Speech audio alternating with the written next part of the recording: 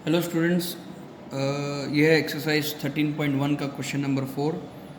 और इसमें एक क्यूब दिया हुआ है और ऊपर में एक हेमिस्फीयर सरमाउंटेड है और आपको टोटल सरफेस एरिया इस सॉलिड का निकालना है। तो देखिए, आप टोटल सरफेस एरिया सॉलिड का निकालना है तो इसका मतलब ये नहीं कि टोटल सरफेस एरिया हेमिस्फीयर का निकाले, टोटल सरफेस एरिया क्यूब का निकाल दे और दोनों को प्लस करते हैं। नहीं, आप इस ऑब्जेक्ट को अपने हाथ में लेके सोचिए कि आपके पास आपके सामने कौन कौन से सरफेस दिख रहे हैं। अगर इस तरह का कोई सॉलिड अगर आप अपने हाथ में लेते हैं तो सबसे पहले आपको ये 5 सरफेसेस तो क्लीन दिखेंगे, इसलिए मैंने 5L² लिया। प्लस ये जो हेमिस्फीयर है उसका ये कर्व पोर्शन, तो उसका 2πr² ले लिया। प्लस ये जो 6th फेस है जिसके ऊपर ऑब्जेक्ट रखा हुआ है, जिस सरफेस के ऊपर हेमिस्फीयर रखा हुआ है, उस सरफेस में से ये πr² आपको नहीं दिखेगा क्योंकि वो ढक जाएगा। तो ये जो एडजेस दिखेंगे, ये जो कॉर्नर्स दिखेंगे, उनका एरिया हो जाएगा ये स्क्वायर माइनस πr², क्योंकि वो कुछ ऊपर से अगर आप देखें तो ये कुछ ऐसा दिखेगा।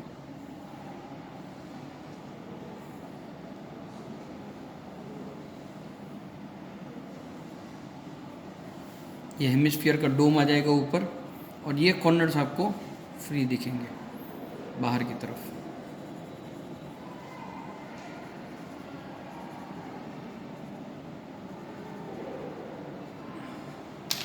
तो इसकी जो लेंथ है वो L है और तो इसका डायमीटर L हो जाएगा, तो इसका रेडियस क्या हो जाएगा 7/2 यानी कि हाफ। सो अगर हम इसे 5L² plus 2πL/2 whole square लेते हैं प्लस L² माइनस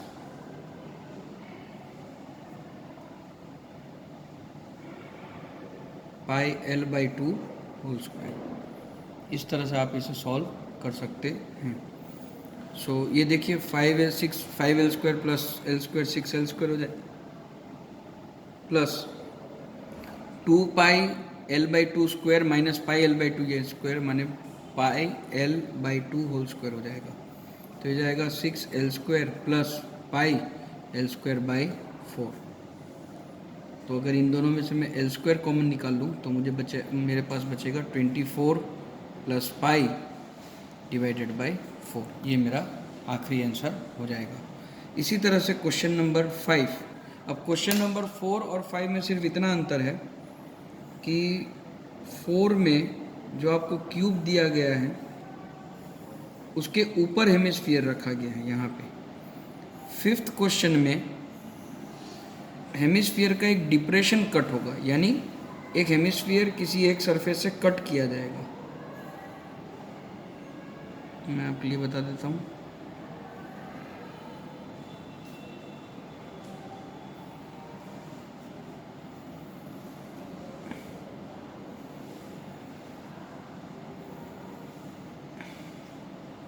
ये हेमिस्फीयर इस तरह से कट किया गया है, तो इस क्वेश्चन और इस क्वेश्चन में ज़्यादा कुछ फ़र्क नहीं पड़ेगा।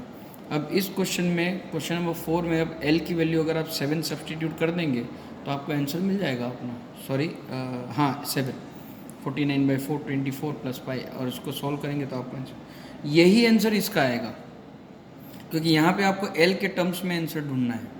ठीक है, यहाँ पे आप नाउ सब्सटीट्यूट, इसमें लिख देता हूँ now substitute L is equal to 7 and obtain answer।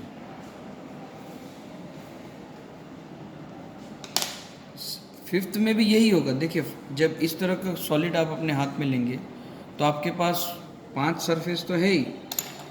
So total surface area of solid formed